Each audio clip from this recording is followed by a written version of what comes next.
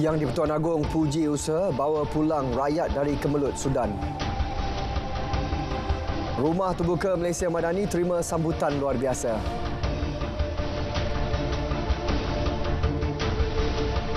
Assalamualaikum, salam Malaysia Madani. Berita wilayah 29 April 2023. Saya Sahih Samsudin. Lintas langsung petang ini kita bersama Sarawak, Sabah dan Melaka. Yang di-Pertuan Agong Al-Sultan Abdullah Riayatuddin Al-Mustafa Billah Shah menzahirkan rasa sukacita dan syukur kerana 30 rakyat Malaysia diselamatkan dari Khartoum, Sudan yang selamat sampai di tanah air semalam. Al-Sultan Abdullah menerusi Facebook Istana Negara turut menzahirkan penghargaan kepada kerajaan Malaysia, khususnya pasukan operasi dari Malaysia dan di Sudan atas usaha dan kejayaan membawa pulang rakyat dengan segera demi keselamatan mereka. Penghargaan juga diberi kepada pemimpin dan kerajaan Arab Saudi dan UAE atas bantuan yang diberikan dalam operasi berkenaan. Sri Paduka turut menzahirkan ucapan terima kasih kepada rakyat dan masjid-masjid yang melaksana solat hajat dan doa selamat bagi kesejahteraan rakyat Malaysia di Sudan berikutan krisis yang berlaku di negara itu. Semalam, 30 orang rakyat Malaysia terdiri daripada pegawai Wisma Putra, pekerja Petronas dan pelajar tiba di KLIA kira-kira 2.54 petang melalui penerbangan Saudi Arabian Airlines dari Jeddah. Perdana Menteri mengarahkan pemasangan papan iklan baru dirinya dan Malaysia Madani yang menggunakan peruntukan kerajaan dihentikan serta-merta. Pemasangan papan iklan berkenaan tidak mendapat persetujuan maupun kelulusannya. Datuk Seri Anwar mahukan peruntukan bagi papan iklan berkenaan dimanfaatkan kepada tujuan lain demi kepentingan rakyat. Bagaimanapun, papan-papan iklan yang telah siap dipasang masih boleh dikekalkan. Tahu tak payah kita belanja. Ini dijawab oleh jabatan berkenaan, katanya peruntukan ni peruntukan lama. Dan oleh kerana pertukaran Perdana Menteri dan kerajaan, maka dipindahkan. Saya faham, tetapi saya fikir peruntukan itu boleh digunakan untuk yang lain. Tegasnya perkara tersebut tidak boleh diteruskan bagi membuktikan pendirian sebenar kerajaan Madani dan meminta agar perkara tersebut dihormati.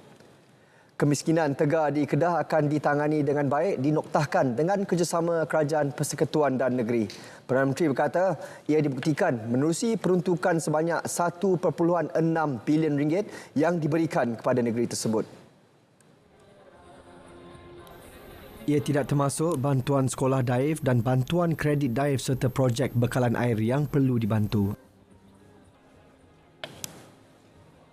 Masalah kemiskinan tegar ini akan dapat ditangani dengan baik dan Kedah melalui program Kerajaan Persekutuan Madani akan menoktahkan jumlah kemiskinan tegar Kedah di seluruh negeri Kedah.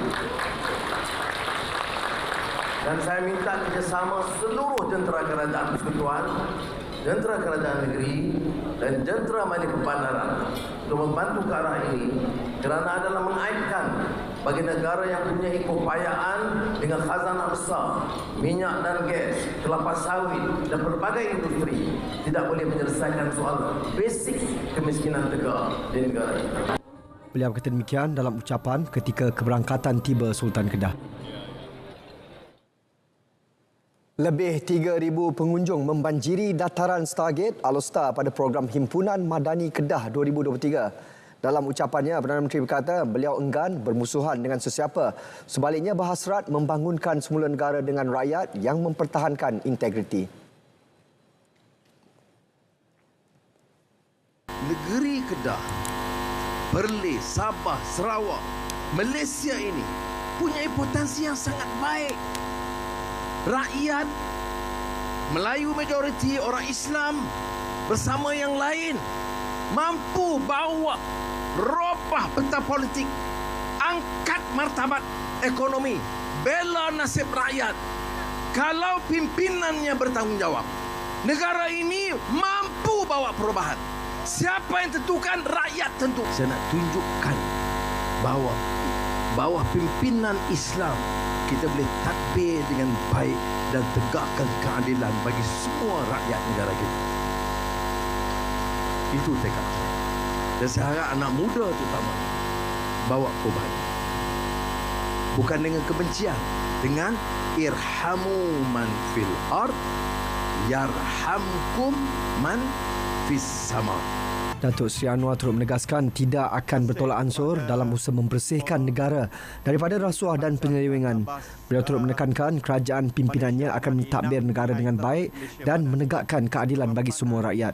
Terdahulu beberapa pemimpin menyampaikan pidato menerangkan konsep Malaysia Madani. Sultan Kedah Al-Aminul Karim Sultan Salahuddin Sultan Baldisha berkenan berangkat ke Majlis Rumah Terbuka Malaysia Madani di Hotel Raya Al-Usta. Ketibaan baginda diiringi Perdana Menteri. Rumah terbuka yang bermula pukul 10 pagi turut menerima kunjungan pelbagai golongan lapisan masyarakat. Turut hadir Timbalan Perdana Menteri Datuk Seri Ahmad Zahid Hamidi dan Datuk Seri Fadilah Yusof serta Menteri Komunikasi dan Digital Fahmi Fazil. Hadir sama Menteri Besar Kedah Datuk Seri Muhammad Sanusi Muhammad Nur. Memeriahkan sambutan barisan menteri dan timbalan menteri dan barisan kepimpinan Kerajaan Perpaduan.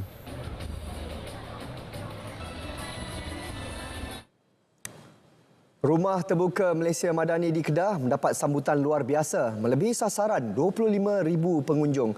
Buktinya hampir 60,000 menghadiri majlis berkenaan.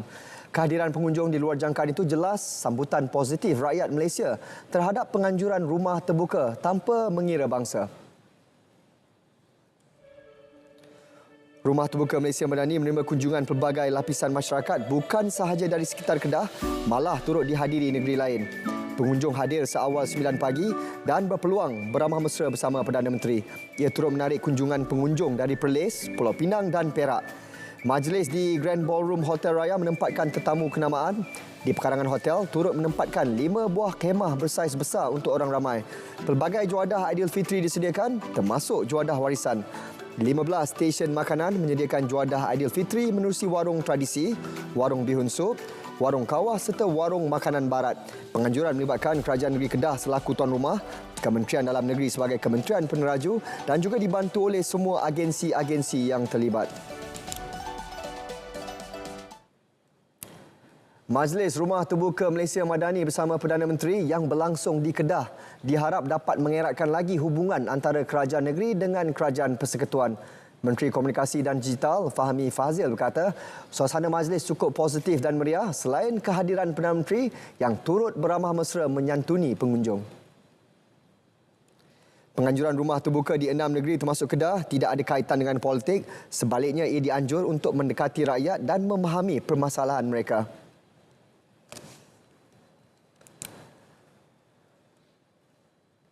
Saya lihat Yang Makmum Perdana Menteri juga banyak meluangkan masa.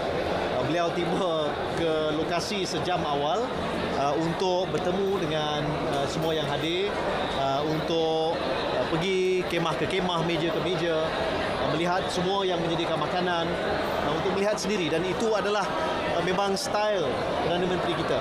Harapan saya dari suasana yang sangat positif ini, hubungan silaturahim di kalangan dan sesama rakyat Kedah dapat dieratkan, dan juga hubungan di antara kerajaan negeri dan kerajaan persekutuan akan bertambah baik, insya-Allah, saya percaya. Beliau berkata demikian di Majlis Rumah Terbuka berkenaan di Al-Usta. Dalam perkembangan lain, Fahmi percaya rakyat akan beri peluang kepada kerajaan perpaduan yang dipimpin Datuk Seri Anwar dalam pilihan raya negeri PRN nanti. Ini mengambil kira prestasi positif sepanjang tempoh 6 bulan menerajui kepimpinan di Putrajaya, antaranya masalah inflasi terkawal setakat tempoh itu. Turun ke 3.4% bulan lalu, dan ini adalah satu petanda awal yang positif, serta banyak dasar yang sedang dilaksanakan untuk memudahkan sama ada perniagaan ataupun mengurangkan apa yang disebut sebelum ini sebagai kerenah birokrasi. Untuk kelancaran aktiviti harian anda, kita dapatkan laporan cuaca semasa daripada Met Malaysia bersama pegawainya Nur Faha Abdul Halim. Assalamualaikum dan salam hormat kepada semua penonton. Kembali bersama Map Malaysia untuk kita ikuti perkembangan cuaca pada petang ini pula. Melalui paparan imej satelit semasa menunjukkan letupan awan aktif yang dicerap hampir di keseluruhan rantau negara kita, termasuklah di Semenanjung Malaysia, perairan rantau negara dan juga Sabah Sarawak. Keadaan ini membawa kepada kelembapan yang tinggi berserta hujan dan juga ribut petir yang berlaku di beberapa kawasan. Ini jelas kelihatan di sekitar Semenanjung Malaysia. Hujan dan ribut petir yang sedang berlaku di kebanyakan tempat di negeri-negeri pantai barat Semenanjung Malaysia, termasuklah di pedalaman negeri Terengganu, negeri Pahang dan juga di selatan negeri Johor, dijangkakan akan berterusan sehingga ke awal malam nanti. Manakala di sekitar negeri Selangor, Kuala Lumpur, Putrajaya dan juga negeri Sembilan dijangkakan akan beransur reda dalam tempoh 2 hingga 3 jam dari sekarang. Seterusnya untuk Sabah dan Sarawak pula, hujan dan ribut petir yang sedang berlaku di 1-2 tempat melibatkan bahagian pantai barat, pedalaman negeri Sabah serta di hampir kebanyakan tempat di sekitar barat negeri Sarawak ini dijangkakan akan berlanjutan sehingga ke awal malam nanti. Baik, sekian saja info cuaca untuk kali ini. Sebelum berpisah, ingin dinasihatkan kepada orang ramai supaya berwaspada dengan sebarang corak cuaca di rantau negara kita yang setakat ini telah mengalami cuaca panas terik, terutamanya pada waktu tengah hari, manakala ribut petir yang berintensiti tinggi juga boleh berlaku pula pada lewat petang hingga ke malam yang menyebabkan angin kencang, banjir kilat dan juga kerosakan pada struktur bangunan yang tidak kukuh. Kami jangkakan corak cuaca ribut petir ini akan berlanjutan sehingga ke lewat minggu hadapan. Oleh yang demikian, orang awam dinasihatkan sentiasa berwaspada dan mengikuti laporan harian cuaca kami di www.met.gov.my dan terus ke laman sosial rasmi seperti yang tertera di skrin anda. Sekian saja dari saya. Assalamualaikum dan salam Malaysia Madani.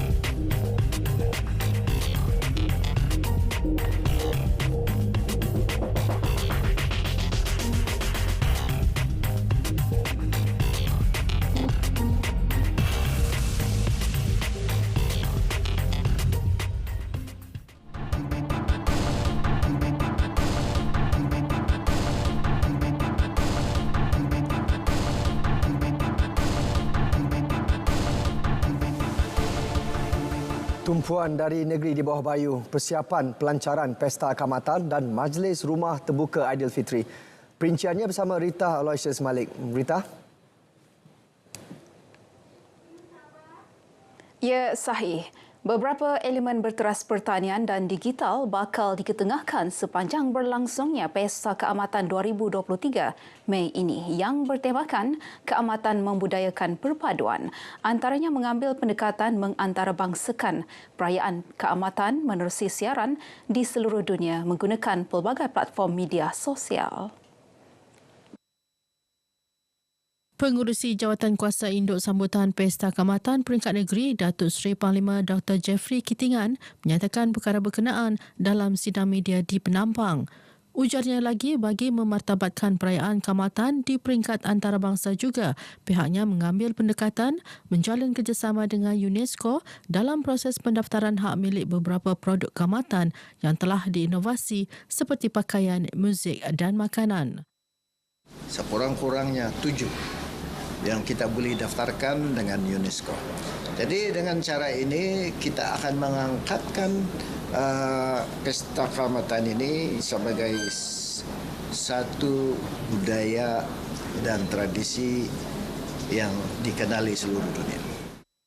Dalam perkembangan lain, Datuk Jeffrey yang juga Menteri Pertanian, Perikanan dan Industri Makanan memberitahu pihaknya akan bekerjasama dengan Pusat Biodiversiti dalam melaksana pengumpulan benih yang diancam kepupusan pada 21 Mei depan sempena Hari Biodiversiti Sedunia.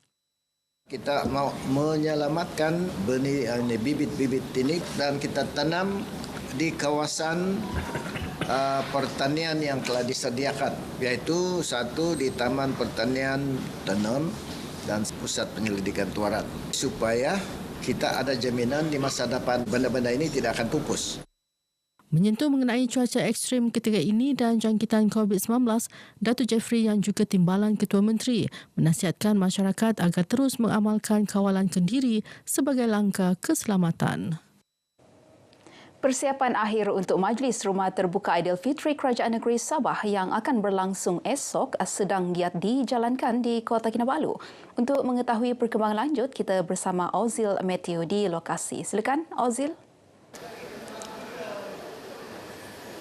Baik, terima kasih langsung dari Sabah International Convention Centre SICC Kota Kinabalu bagi meninjau persiapan Majlis Rumah Terbuka Hari Raya Aidilfitri Kerajaan Negeri Sabah yang akan berlangsung pada 30 April 2023. Dan seperti yang anda lihat ketika ini, persiapan sedang giat dijalankan dari segi persiapan dekorasi raya dan juga pengisian yang akan diadakan semasa majlis itu nanti. Dan sekarang ini untuk perinciannya kita terus saja bersama dengan Menteri Sains, Teknologi dan Inovasi Datuk Muhammad Arif yang juga pengerusi penganjur untuk majlis ini. Dan Datuk, berkenan dengan majlis hari raya ini, hari raya terbuka ini, Datuk, boleh kongsikan majlis ini, Datuk? Kita akan menganjurkan majlis ini pada 30 hari bulan besok, dan ini adalah majlis anjuran Kerajaan Negeri Sabah.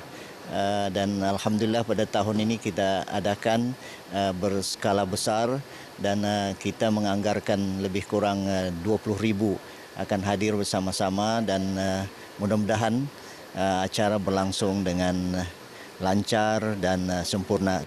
Okey, baik Datuk, setakat ini persiapan yang giat dijalankan, mungkin Datuk boleh kongsikan juga antara pengisian acara-acara yang akan dilaksanakan nanti. Ya. Yang sangat penting ialah kehadiran orang ramai untuk sama-sama menyemarakkan Majlis Aidilfitri atau Rumah Terbuka yang dianjurkan oleh Kerajaan Negeri Sabah setelah beberapa tahun kita tidak mengadakannya kerana halangan daripada COVID, dan ini adalah acara yang kita adakan. Di samping kita menikmati juadah yang disediakan, kita juga berpeluang menikmati persembahan-persembahan yang akan ditampilkan oleh artis-artis kita, dan mudah-mudahan dengan adanya majlis ini kita dapat menjalin silaturahmi, muhibbah, dan yang sangat penting keharmonian di kalangan pelbagai kaum di negeri dan negara kita yang tercinta ini, sesuai dengan wadah Aidilfitri ini sebagai wahana untuk kita menjalin silaturahim, muafakat dan perpaduan di kalangan masyarakat di negara ini, insya-Allah. Baik, terima kasih Datuk di atas perkongsian mengenai persiapan Majlis Hari Rumah Terbuka Hari Raya Aidilfitri Kerajaan Negeri Sabah. Jadi kepada anda yang berada di sekitar Kota Kinabalu, jangan lupa untuk turut sama memeriahkan Majlis Hari Raya Rumah Terbuka Kerajaan Negeri Sabah. Sekian lintas langsung dari SICC Kota Kinabalu, kembali ke studio. Silakan. Baik, terima kasih Ozil atas laporan itu. Sementara itu, sempena sambutan Majlis Rumah Terbuka Aidilfitri Kerajaan Negeri di SICC esok, Ibu Pejabat Polis Daerah IP di Kota Kinabalu menasihatkan orang ramai yang menuju ke pusat bandaraya agar merancang perjalanan bagi mengelak kesesakan lalu lintas. Ketua Polis Daerah Kota Kinabalu SCP Muhammad Zaidi Abdullah ketika dihubungi pemberita RTM berkata, tiada sebarang penutupan jalan, namun orang ramai disarankan berkongsi kenderaan bagi mengurangkan kepadatan kenderaan di jalan raya. Antara jalan dijangka sibuk ialah sepanjang Jalan Tun Fuad Steven, iaitu Bulatan Bunga Raya ke Bulatan Istiadat. Menurut SCP Muhammad Zaidi, 4 laluan alternatif boleh digunakan pengguna jalan raya untuk menuju ke pusat bandaraya seperti tertera. Sementara itu, pengguna jalan raya menuju ke arah Jalan Universiti Malaysia Sabah, UMS, dari pusat bandaraya Kota Kinabalu juga disarankan menggunakan laluan alternatif yang tidak melalui kawasan SICC.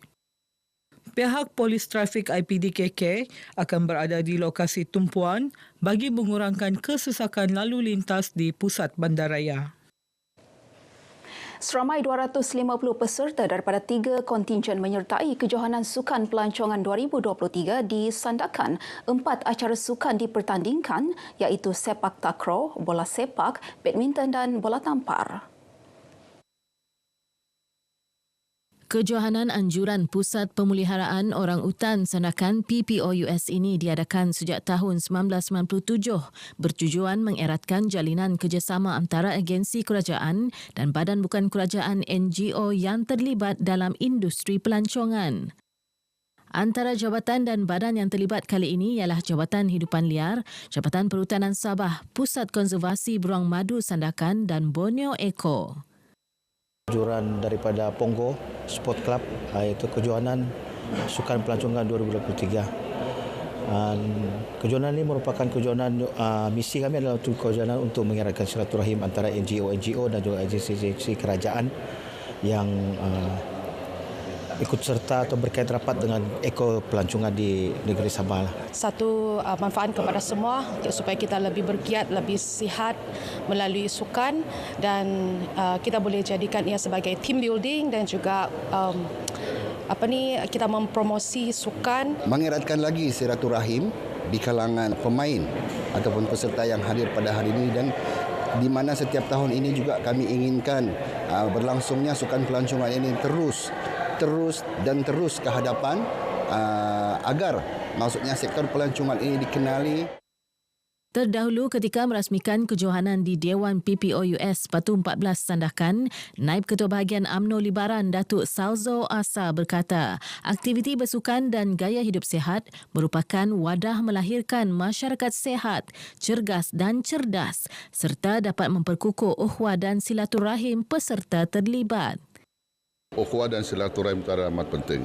Melalui sukan kita akan dapat memantapkan hubungan silaturahim di kalangan kita, lebih-lebih lagi di kalangan NGO dan ada beberapa kaitan kerajaan daripada daerah-daerah sekitarnya. Peserta kejohanan bukan sahaja dari daerah Sandakan, malah daerah berhampiran, termasuk Beluran dan Kinabatangan. Baik, sekian paparan dari Sabah untuk petang ini. Terus setia bersama Berita Wilayah untuk perkembangan dari negeri lain. Kembali bersama Sahih di Angkasa Puri. Silakan. Terima kasih Rita. Terminal feri Labuan dilaporkan sesak dengan orang ramai yang kembali bekerja selepas sambutan Aidilfitri. Untuk perkembangan semasa di lokasi, langsung bersama Muhammad Zulha Nizam. Zul.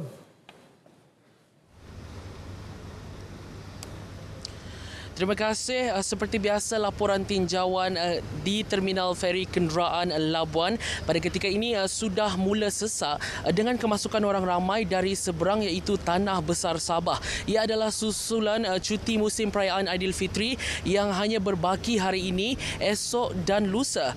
Selain itu, ia juga adalah disebabkan orang ramai akan mula bekerja seperti biasa bermula pada minggu hadapan. Daripada maklumat yang saya perolehi juga, terdapat sesetengah orang yang memilih untuk menghantar kenderaan mereka masuk ke Labuan terlebih dahulu memandangkan tiket yang dijual adalah terhad mengikut kapasiti feri dan juga jadual pelayaran yang telah ditetapkan oleh syarikat pengusaha feri di sini. Seperti biasa, pengangkutan laut adalah satu-satunya pilihan utama dan berbaloi pada ketika ini untuk mereka yang keluar ataupun masuk ke Labuan dari Tanah Besar Sabah. Ia adalah berikutan tambangnya yang lebih murah berbanding pengangkutan udara.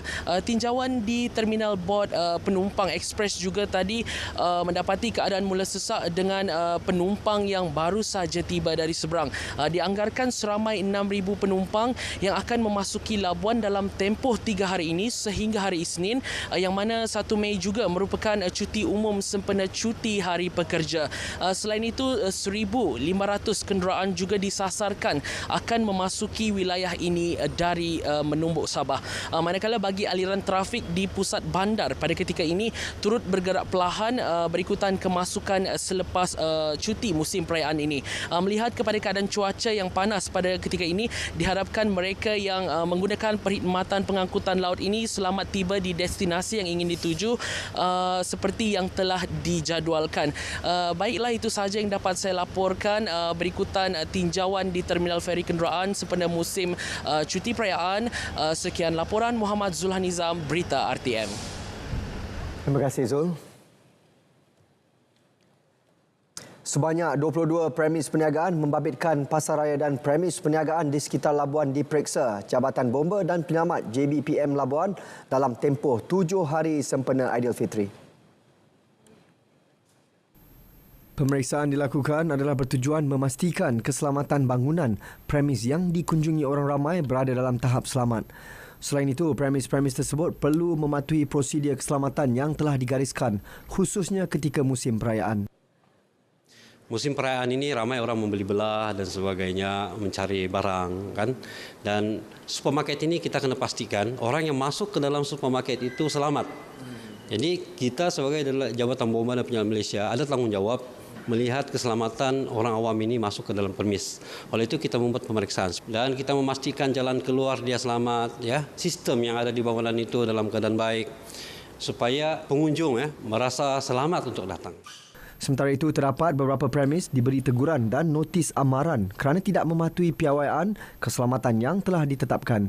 Selain itu, sistem siren amaran kebakaran dan alat pemadam api turut diperiksa agar berfungsi dengan baik sekiranya berlaku kecemasan.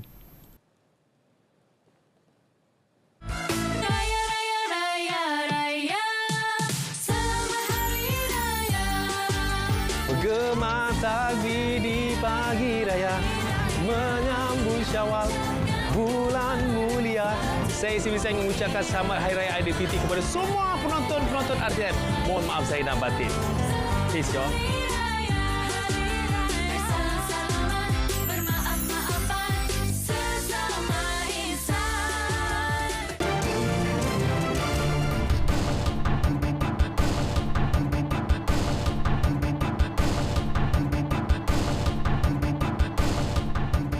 Kita nak dapatkan pula perkembangan dari Bumi Kenyalang, pendekatan Sarawak untuk rancakkan pertumbuhan ekonomi di Mukah.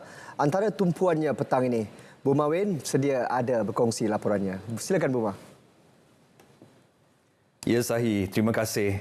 Bahagian Mukah akan terus dibangunkan menerusi pelbagai pendekatan bagi merancakkan pertumbuhan ekonomi di bahagian itu. Premier Sarawak Datuk Patinggi Tan Sri Abang Johari Tonapeng berkata, antara yang akan memacu pertumbuhan pembangunan di bahagian tersebut adalah dalam bidang minyak dan gas dengan penemuan lokasi baru bagi penerokaan minyak dan gas di perairan Balingian Mukah oleh pihak Petronas. Datuk Patinggi Tan Sri Aman Johari turut mendedahkan sebuah syarikat minyak dan gas kini sedang melakukan anggaran jumlah minyak dan gas yang terdapat di perairan Balingian itu. Jelasnya lagi, selain minyak dan gas, Kerajaan Sarawak juga melalui Agensi Pembangunan Delta Rajang RADA telah mengenal pasti 60 projek dengan nilai berjumlah RM1 bilion yang akan dibangunkan dalam bahagian Mukah. Katanya projek-projek tersebut akan menggunakan pendekatan bottom up yang mana senarai projek yang dilaksanakan kelak akan berdasarkan permohonan daripada rakyat di peringkat akar umbi. Kita akan mengembangkan basic economic cake kita dan seluruhnya rakyat akan dapat menikmati dari sudut pembangunan infrastruktur dan juga pembangunan bekalan air dan elektrik. Di Mukah tu termasuk waterfront baru lagi didesain oleh engineer W.B. Royston. Kita nak malah waterfront baru kita di Sungai Mukah ini yang belanjanya lebih kurang 60 juta untuk semua. Datuk Patinggi Tan Sri Aman Johari berucap demikian ketika merasmikan Pesta Kaul Mukah di Mukah. Sejurus selepas perasmian tersebut, beliau kemudiannya melakukan lawatan ke gerai di pesta tersebut. Kerajaan Sarawak di bawah Gabungan Parti Sarawak GPS bertanggungjawab dan inklusif memberikan sokongan kepada aktiviti dan program yang telah dirangka untuk memberi manfaat kepada golongan wanita Dayak. Premier Sarawak Datuk Patinggi Tan Sri Abang Johari Tun Apeng berkata, Serakup Induk Dayak Sarawak SIDS patut dibanggakan oleh semua wanita Dayak dan menyokong penekanannya terhadap 4 teras strategik iaitu pendidikan, pemerkasaan, pembangunan sumber manusia dan pemeliharaan budaya. Datuk Patinggi Tan Sri Abang Johari menambah dengan adanya SIDS, ia membantu dalam memberi bantuan penubuhan kerusi penyelidikan Tan Sri Empiang Jabu di Universiti Putra Malaysia bagi menjalankan penyelidikan dan latihan untuk membangunkan lagi golongan wanita. Selain itu, ia juga bagi memastikan SIDS mempunyai rumah untuk menjalankan aktiviti dan pembangunan inkubator usahawan untuk membantu wanita dalam perniagaan. Beliau berkata demikian dalam teks ucapan yang dibaca oleh Menteri di Jabatan Premier Sarawak, Datuk John C. Kitaya dalam Majlis Perasmian Mesyuarat Agong 3 Tahunan SIDS 2023 di Kuching. Jelas Datuk Patinggi Tan Sri Abang Johari, SIDS telah menghasilkan perubahan besar dalam pertumbuhan dan perkembangannya dalam bidang politik, ekonomi dan sosial. Beliau juga percaya SIDS akan terus menjunjung tradisi dalam menyatukan dan memperkasakan wanita untuk menjadi progresif demi kemajuan masyarakat dan negara. Justru beliau mengucapkan tahniah kepada SIDS atas penubuhan tabung pendidikan Teluk Barbara Mendu yang tepat pada masanya dan menunjukkan komitmen SIDS dalam membantu kanak-kanak Dayak luar bandar. Dalam majlis tersebut, SIDS telah melancarkan sebuah buku bertajuk Serakup Induk Dayak Sarawak Perjalanan Kami yang menggariskan 65 tahun pencapaian dan perjalanan dalam menyatukan wanita Dayak di Sarawak. Baik, dalam pada itu, masyarakat Dayak di negeri ini diingat terus main peranan dalam mencorak kemajuan di Sarawak. Menteri Industri Makanan, Komoditi dan Pembangunan Wilayah Sarawak, Datuk Seri Dr. Stephen Rundi Utom berkata, untuk mencapai visi tersebut, mereka perlu berfikiran kreatif dan inovatif dalam mencari kaedah baharu bersama kerajaan dalam memacu pembangunan negeri ini.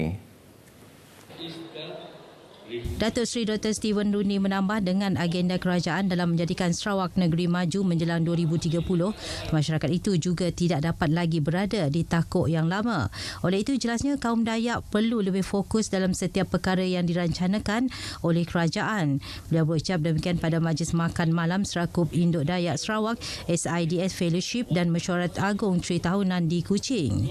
Sementara itu, Datuk Dr. Stephen juga memberitahu SIDS berperanan penting memperkasa golongan wanita Dayak di negeri ini dalam pelbagai aspek. Tambahnya, SIDS merupakan platform dalam membangunkan golongan wanita Dayak dari segi sosioekonomi, pendidikan, keusahawanan dan sebagainya.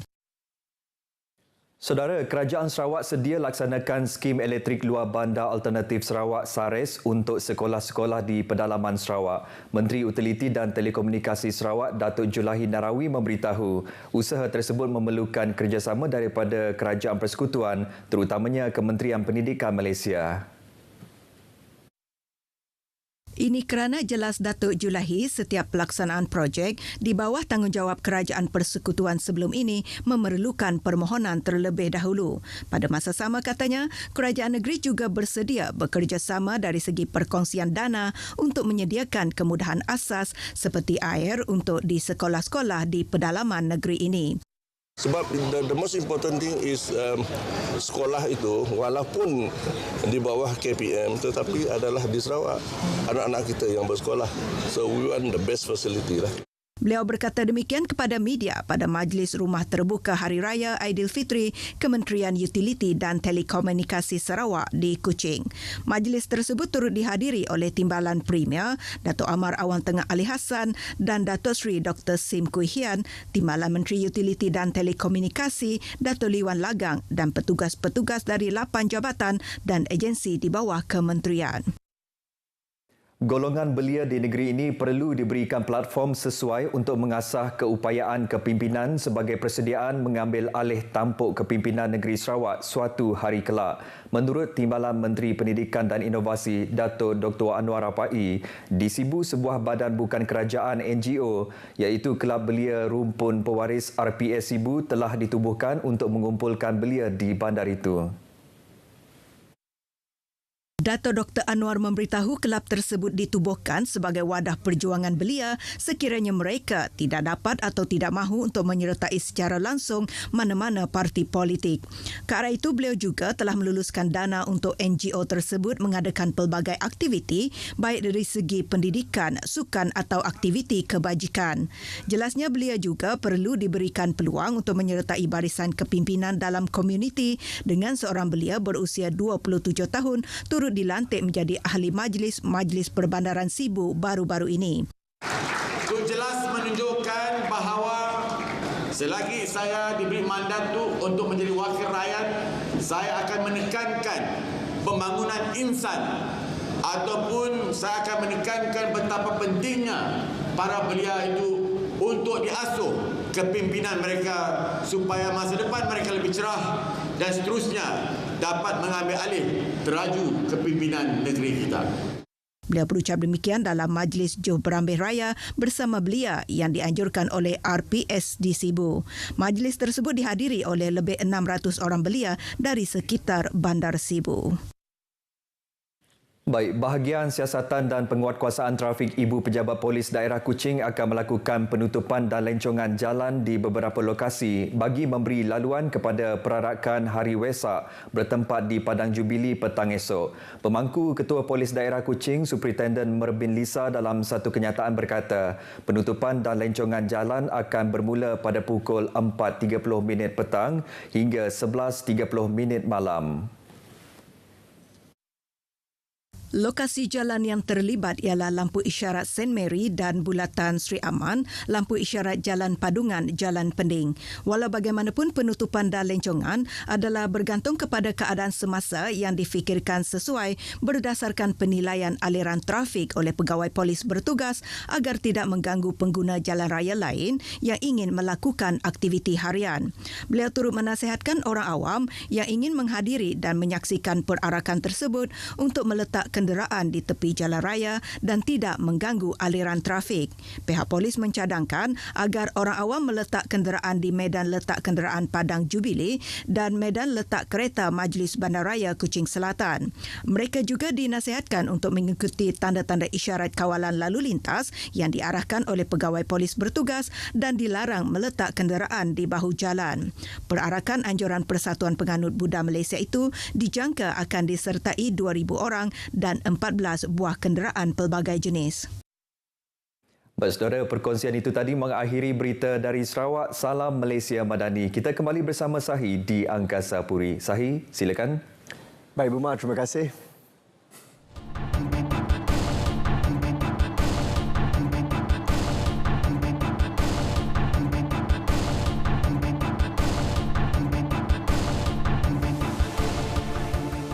Lembaga Urus Air Selangor Luas mengesan pencemaran dan kesan minyak diesel di Sungai Batu berhampiran inap desa dekat Jalan Ulu yang baru hutan lipur Sungai Tua.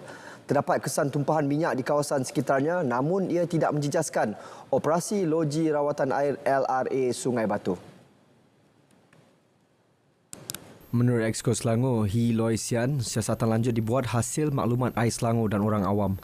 Luas telah mengeluarkan arahan perintah pelindungan air di bawah Seksyen 122 Enactment Luas 1999 kepada pemilik tapak pembinaan berkenaan untuk menjalankan kerja-kerja pemulihan segera. Pemilik terbabit diarah melaksanakan tindakan mitigasi dan kawalan dengan meletakkan bekas takungan di bawah jana kuasa serta mengalihkannya dari kawasan sungai. Menerusi kenyataan sama, Selangor Melayu Luas sentiasa komited dalam memastikan kelangsungan sumber. Elak terdedah dengan cuaca panas, kekal hidrasi, banyakkan minum air boleh mengurangkan risiko mendapat kelesuan haba atau lebih teruk strok haba. Peringkat strok haba ini merupakan peringkat bahaya yang boleh membawa maut. Pada waktu ini kita tak mampu lagi berpeluh. Jantung akan jadi lebih laju, nadi akan semakin lemah, kita mungkin akan pening, rasa nak pingsan dan mungkin akan pingsan dan mungkin akan sawan dan ia boleh membawa kepada kematian. Sementara itu, menurut Ketua Laboratori Institut Pengajian Sains Sosial, Fakulti Perubatan dan Sains Kesihatan UPM, peningkatan suhu dunia amat ketara yang berlaku sejak kurun ke-18 ini merupakan kesan daripada pelepasan gas rumah hijau. Akibat aktiviti manusia yang melepaskan gas rumah hijau, terutamanya karbon dioksida, metana dan sebagainya. Jadi semakin lama kumpulan gas hijau ni semakin banyak dan akhirnya ia akan meningkatkan suhu dunia ni secara tidak langsunglah. Jelajah kita Selangor Aidilfitri, anjuran kerajaan negeri memberi peluang masyarakat untuk bertemu pemimpin. Dianjurkan di 9 daerah seluruh negeri, pemimpin negeri dan ketua jabatan akan turun ke semua lokasi terlibat setiap minggu. Antara daerah tersebut di Sepang, Hulu Bernam, Hulu Selangor dan Kelang. Setiap hujung minggu akan berlangsung jelajah kita Selangor Raya dan ini akan memberi peluang kepada masyarakat setempat dan juga penduduk untuk bersama-sama dengan pimpinan negeri, dengan ketua-ketua jabatan terutamanya meraihkan Aidilfitri dan rumah terbuka. Di samping itu, di bawah jawatankuasa tetap pembangunan luar bandar negeri, untuk beberapa jamuan raya nanti kita akan sekalikan dengan rewang sekampung. So setiap kampung juga akan memasak. Kat sini tak adalah tapi kita akan buat di Kelang, kita akan buat di Gombak, kita akan buat di daerah-daerah tertentu di bawah jawatankuasa tetap. Beliau kata demikian pada Majlis Jelajah kita Selangor Aidilfitri di Tapak Pasar pagi Pekan Salak Sepang yang dihadiri 10,000 pengunjung. Sementara itu, beliau berkata pihaknya memperuntukkan RM200,000 bagi setiap daerah terlibat.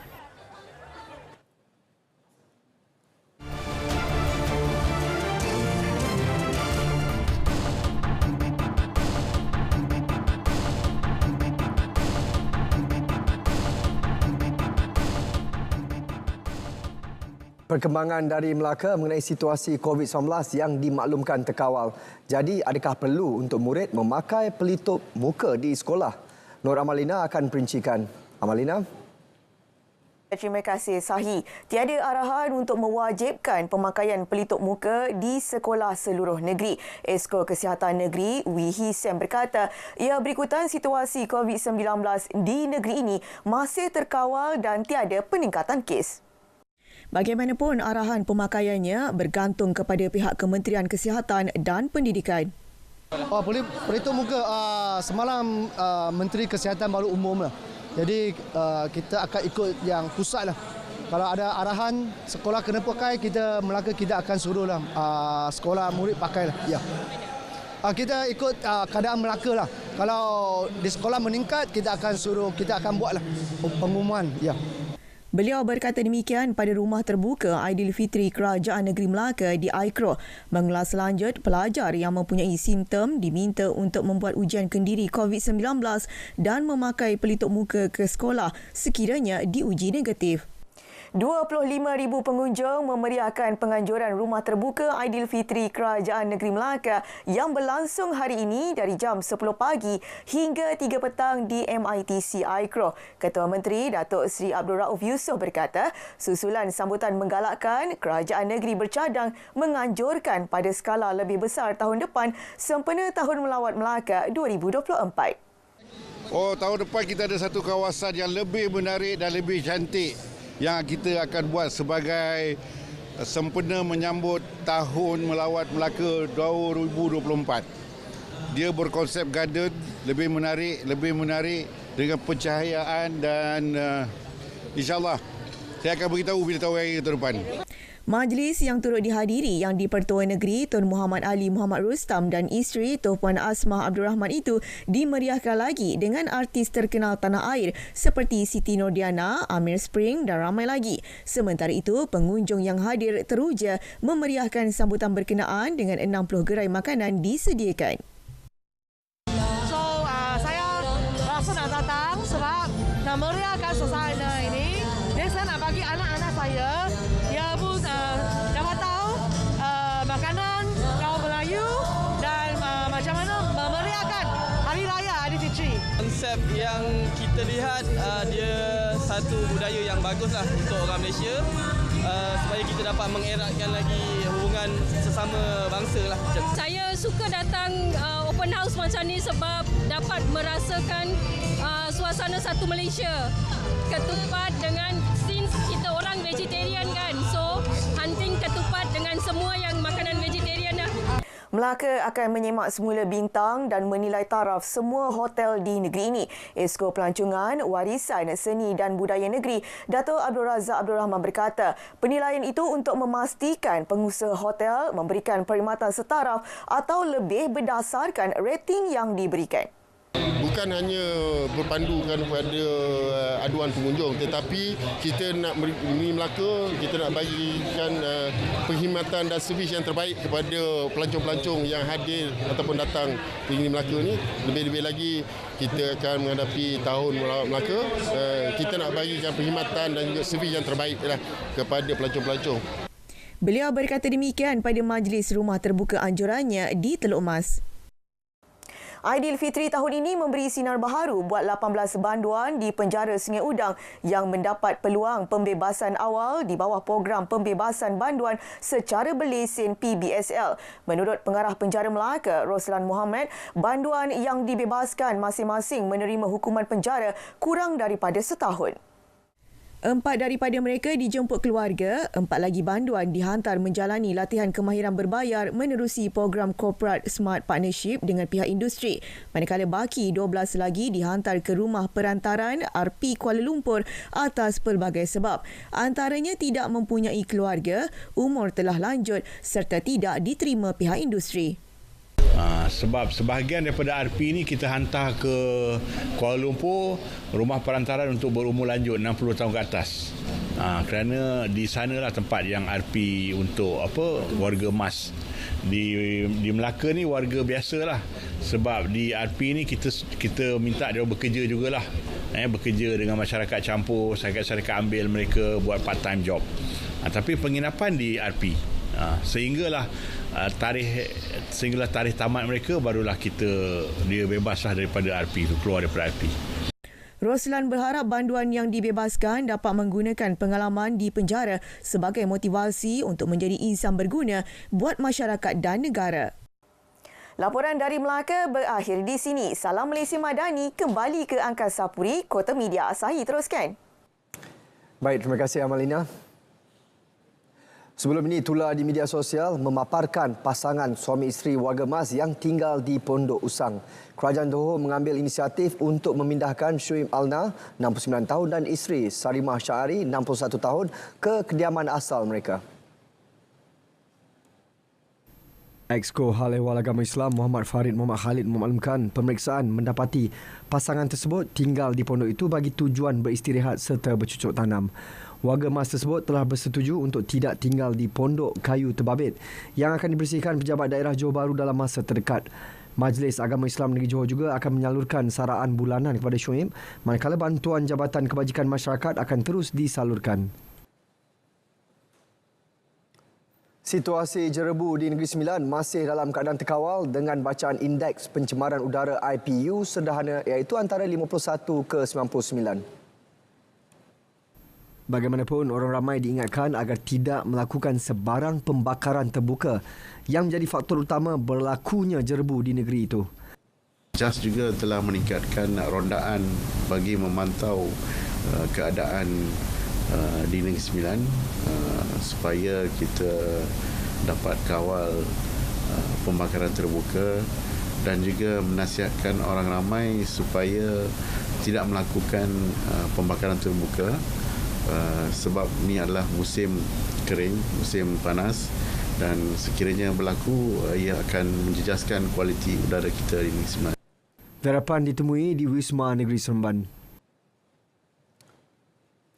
Beralih ke perkembangan Liga Super, Negeri Sembilan FC tewas di halaman sendiri dengan kekalahan tipis 2-1 kepada Kedah FC di Stadium Tuanku Abdul Rahman Paroy semalam. Jurulatih NFFC K. Devon berpuas hati dengan komitmen yang ditonjolkan anak buahnya, namun nasib tidak menyebelahi mereka.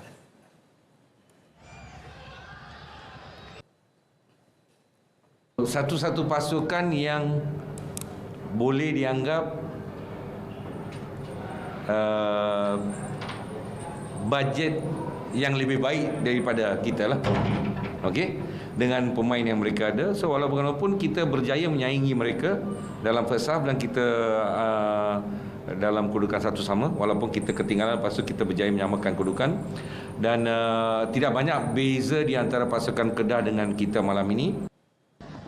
Gol pertama pelawat hadir pada minit ke-30 hasil sentuhan William Lira sebelum disamakan Zainal Abidin 5 minit selepas itu. William Lira sekali lagi menembusi pertahanan skuad Jang pada minit ke-72. Seterusnya membantu pasukannya mengutip mata penuh menang di tempat lawan.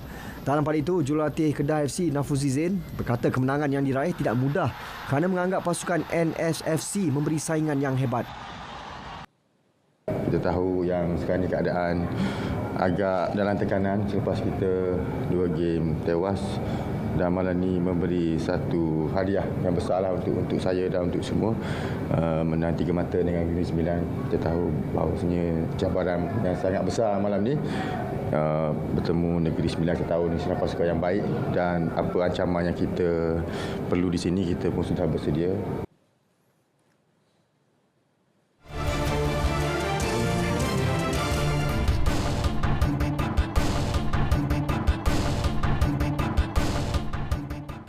Rumah terbuka Aidilfitri Parlimen Bera turut mendapat sambutan meriah dengan dihadiri kira-kira 20,000 pengunjung.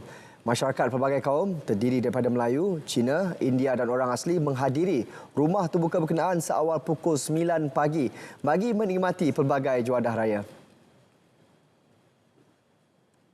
Majlis diadakan di Dewan Kompleks UMNO bahagian Bera Padang Luas. Menurut Ahli Parlimennya Datuk Seri Ismail Sabri Yaakob, hubungan akrab pelbagai kaum meraihkan sambutan Aidilfitri menjadi tradisi setiap tahun di Bera. Sambutan berkenaan akan diteruskan pada tahun-tahun mendatang. Bukan sahaja pelbagai juadah disediakan, sambutan Hari Raya itu menjadi platform untuk masyarakat bertemu pemimpin.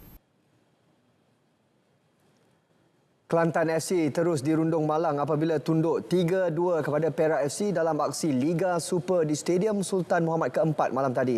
Beraksi di hadapan lebih 5,000 penyokong sendiri, Kelantan FC bermula garang dengan asakan bertali arus ke kubu pasukan lawan.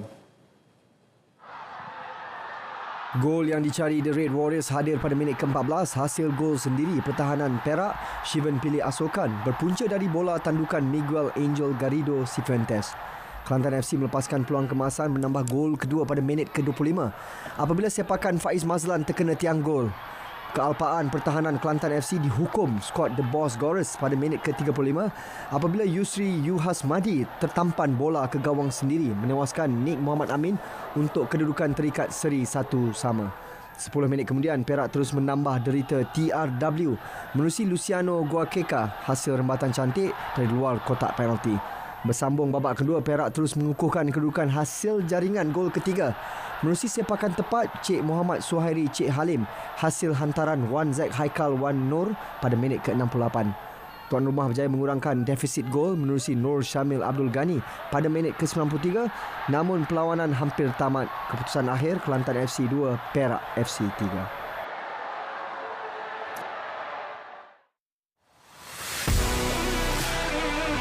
Tengok saya baca berita bersama saya Safi Sali dalam Stadium RTM 29 dan 30 April ini. RTM, teman setia. Sedangkan lidah lagi tergigit, ini kan pula suami dan 4 isteri. Begitu gambaran kehidupan berpoligami Abdul Syahid Ismail bersama 4 isterinya dalam laporan khas Manisnya Madu. Siti Nurul Husna Bukhari ada perkongsiannya.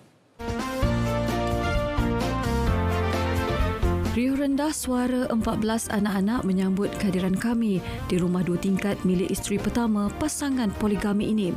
Sementara Syawal masih diraikan, pelbagai juadah tersedia seolah-olah menggambarkan kegembiraan dan keharmonian kehidupan keluarga ini. Kebetulan bapa saya juga kahwin 2, tetapi beliau tidak pernahlah menyuruh saya kahwin 2. Tetapi mungkin cara beliau menguruskan rumah tangga itu juga memberi macam sedikit sebanyak panduan tentang macam mana poligami itu is all about lah. Namun adat dalam mengharungi ujian rumah tangga. Ada kalanya mereka turut berdepan konflik yang menuntut rasa redha dalam menghadapinya. Kenapa saya memilih mereka ini? Kerana saya rasa serasi dengan jiwa saya dan sayanglah dekat mereka, dan mana saya rasa dan mereka ni kecuali yang pertamalah yang Haryani, Najwa dan Sabariani semuanya janda, dan saya rasa saya boleh menerima anak-anak mereka, dan saya rasa perkahwinan adalah jalan terbaik lah dalam menghubungkan kasih sayang antara kami lah. Kali pertama suami saya kahwin lain, yang nombor 2 tu memang agak payahlah untuk saya terima. Saya pun mengambil masa setahun jugalah untuk bangkit semula kan daripada emosi memang macam itulah. Yang pertama tu memang saya rasa kali pertama suami saya kahwin memang saya rasa teruk. Setahun pertama tu saya agak down. Saya banyak jumpa kawan untuk tanya pendapat, ambil sokongan, minta sokongan kawan-kawan. Jadi apabila suami saya kahwin yang seterusnya, saya dah kurang rasa cabaran yang pertama tu. Kami hadapi konflik yang mana konflik itu akhirnya menjadi peluang untuk kami bina hubungan tu dengan baik. Of course lah bergaduh juga kan. Sebab kita tak tahu dalam budaya kami datang daripada pelbagai budaya yang berbeza, pelbagai latar belakang yang berbeza, pendidikan yang berbeza, cara besar, even kalau tadi suami ada cakap tentang trauma, semua ada trauma masing-masing. Jadi memang perbezaan itu kami uruskan sehingga konflik itu berjaya diatasi dengan baik, dan dari situ kami belajar bagaimana menerima perbezaan itu. Apapun dugaan yang terpaksa ditempuhi, satu kebersamaan yang dicapai, 4 madu yang kini bersaudara amat menyayangi satu sama lain. Harapan saya tak kisahlah keberapa pun kedudukan isteri itu, harapannya ialah saya perkahwinan ini bukanlah perkahwinan yang saya nak sekejap saja, tapi saya nak kalau boleh hingga ke jannah. Dan saya nak jumpa madu-madu saya ni di jannah, suami saya sendiri. Jadi apa yang saya harapkan, saya nak hubungan keluarga ini kekal hingga ke akhir hayat saya, hingga ke jannah, hingga insyaAllah. Saya rasa sayang dia orang, dan kalau boleh kasih sayang saya pada madu-madu saya semua di penghujung akhir ajar saya. Kami semua ingin mengucapkan selamat Hari Raya Aidilfitri. Maaf zahir dan batin. Bye. Siti Nurul Husna Bukhari untuk RTM.